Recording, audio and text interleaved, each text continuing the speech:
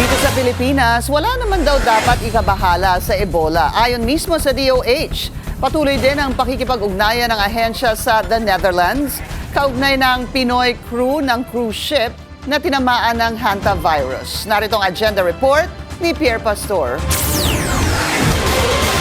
Sentro ng usapan sa Geneva Conference ng WHO Western Pacific Regional Office ang Ebola outbreak sa Democratic Republic of Congo at Uganda na isa ng public health emergency of international concern.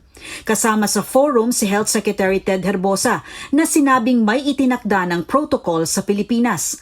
Naka-heighten anya ang surveillance system ng epidemiology at quarantine bureaus lalo na para sa mga kababayang manggagaling sa mga apektadong bansa. Wala po tayong dapat ikabahala dito sa declaration ng Public Health Emergency of International Concern.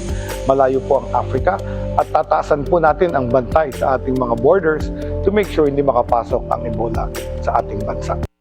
Nakausap din ni Secretary Herbosa ang Health Minister ng the Netherlands na si Sophie Hermans. Siniguro nila ang kooperasyon ng dalawang bansa para maalagaan ang 38 Filipino crew ng cruise ship na MV Hondius kung saan nagkaroon ng hantavirus outbreak.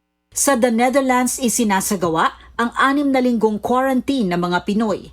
Bagaman sinasabi ng mga otoridad na malayo ang Pilipinas na maapektuhan ng hantavirus at Ebola, ipinapayo pa rin dapat maging maalam tungkol sa mga sakit na ito. Nagdudulot ng flu-like symptoms at respiratory and renal complications ang hantavirus.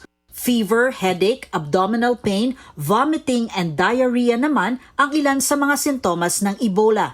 Para sa agenda, Pierre Pastor, Billionaire News Channel. Mag-follow sa aming mga social media accounts at mag-subscribe sa aming YouTube channel para sa pinakahuli at eksklusibong mga balita.